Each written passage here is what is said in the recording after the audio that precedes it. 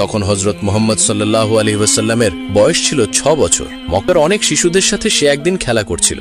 সময়টা ছিল বিকাল বেলায়, প্রায় সন্ধ্যের কাছাকাছি। মক্কার এই বাচ্চাগুলোর মধ্যে ছিলেন হযরত মুহাম্মদ সাল্লাল্লাহু আলাইহি ওয়াসাল্লাম। যখন বিকেল শেষ, সন্ধে ঘনিয়ে আসলো, ঠিক ওই সময় একে একে শিশুদের বাবারা আসতে শুরু করলেন সেই প্রাঙ্গণে। এক একজন শিশুকে তার বাবা শূন্যে তুলে ধরে আদর করছেন, আরেকজনের হাত ধরে বাড়ির দিকে হাঁটছেন। তখন মায়ার নবী আর দয়ার নবী হযরত মুহাম্মদ সাল্লাল্লাহু আলাইহি ওয়াসাল্লাম একপাশে দাঁড়িয়ে অপলক চোখে সেই দৃশ্য দেখছেন। তার ছোট্ট বুকটা এক অনবরত বেদনায় মোচড় দিয়ে উঠল। এই দৃশ্য দেখে তিনি খেলা থামিয়ে দিয়ে গম্ভীর অবস্থায় ধীর পায়ে বাড়ির দিকে রওনা হলেন। হায় আল্লাহ, মনে কি যেন এক অন্যরকম অনুভূতি, এক অন্যরকম বিষণ্ণতা। তার ছোট্ট ছায়াটিও দীর্ঘ হয়ে পথের ধুলোয় যেন মিশে যাচ্ছে। ঘরে ফিরে তিনি দেখলেন তার মমতাময়ী মা আমিনা বসে আছেন ঘরের কোণে। ঘরের একদিকে মাটির প্রদীপের আলোয় তার মুখখানি যেন বিষণ্ণ দেখাচ্ছে। শিশু নবী হযরত মুহাম্মদ সাল্লাল্লাহু আলাইহি ওয়াসাল্লাম তার মায়ের কোলে মাথাটি রাখলেন। কিছুক্ষণ নীরবতায় বিষণ্ণ হয়ে রইলেন। অনেকক্ষণ পর অবশেষে সেই নীরবতা ভাঙল। ছোট্ট নবী হযরত মুহাম্মদ সাল্লাল্লাহু আলাইহি ওয়াসাল্লাম তার মাকে বললেন, আম্মাজান, আজ খেলা শেষে সবার বাবা এসেছিলেন। একজনের বাবা তাকে কোলে তুলে নিলেন, আরেকজনের বাবা তার জন্য খেজুর নিয়ে এসেছিল। খুব যত্ন করে সেই খেজুর খাওয়ালেন। খেলা শেষে সবাই তাদের বাবার সাথে আনন্দে উল্লাসে খুশি মনে বাড়ি ফিরে গেল। আম্মাজান, আমার বাবা কোথায়? তিনি কেন কোনোদিন আমাকে নিতে আসেন না? আল্লাহ, আমাদের প্রিয় শিশু নবী হযরত মুহাম্মদ সাল্লাল্লাহু আলাইহি ওয়াসাল্লাম কতটা আকুতি ও বিনয়ের সাথে বুকে কষ্ট নিয়ে এই কথাগুলো মাকে বললেন। তখন ছোট্ট নবীর কথা শুনে আমিনার বুকটাও কষ্টে কেঁপে উঠল।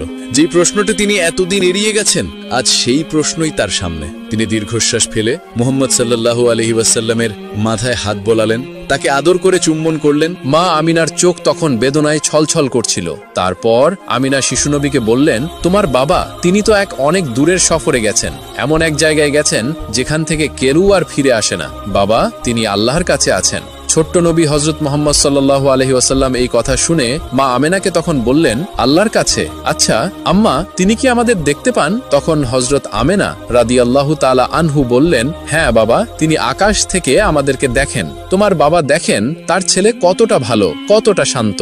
তিনি তোমাকে অনেক ভালোবাসেন বাবা।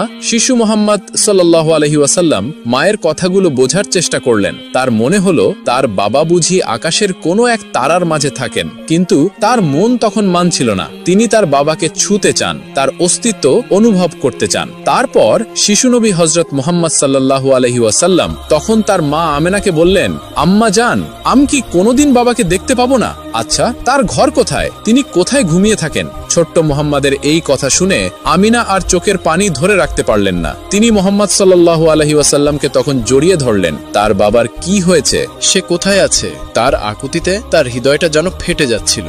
কষ্টভরা মন নিয়ে তখন মা আমিনা বললেন, তোমার বাবা এই পৃথিবীতে নেই। তুমি জন্মানোর আগেই তিনি আল্লাহর ডাকে সাড়া দিয়ে এই পৃথিবী ছেড়ে চলে গেছেন। শুধু তার শরীরটা ইয়াসরিবের মাটিতে এখনো ঘুমিয়ে আছে বাবা। ইয়াসরিব শব্দটা শিশু মুহাম্মাদের কানে কর্কশভাবে বেজে উঠল। তখন নবীজি ভাবলেন, মাটিতে ঘুমিয়ে আছেন। এই কথাটা তিনি পুরোপুরি না বুঝলেও এতটুকু বুঝলেন যে তার বাবার কোনো একটা চিহ্ন সেখানে আছে।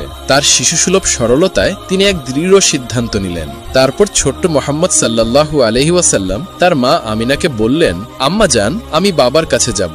তিনি যেখানে ঘুমিয়ে আছেন আমি সেই জায়গাটি দেখতে চাই। তুমি কি আমাকে নিয়ে যাবে? আমিনার বুকের ভেতরটা কেঁপে উঠল। এই দীর্ঘ বিপদসংকুল পথ পাড়ি দিয়ে ছোট্ট শিশুকে নিয়ে তিনি কিভাবে যাবেন? কিন্তু মুহাম্মদ সাল্লাল্লাহু আলাইহি ওয়াসাল্লামের চোখের দিকে তাকিয়ে তিনি আর না করতে পারলেন না। এই নিষ্পাপ চোখের আকুতি তিনি কিভাবে উপেক্ষা করবেন? কিভাবে তিনি তাকে ফিরিয়ে দেবেন? তিনি তখন ভাবলেন, হয়তো এটাই নিয়তি, হয়তো পিতার কবরের মাটি তার হৃদয়ের এই শূন্যতা কিছুটা হলেও শান্ত করে দেবে। তখন আমিনা তার চোখের পানি মুছতে মুছতে হযরত মুহাম্মদ সাল্লাল্লাহু আলাইহি ওয়াসাল্লামকে বললেন, হ্যাঁ, আমি তোমাকে নিয়ে যাব।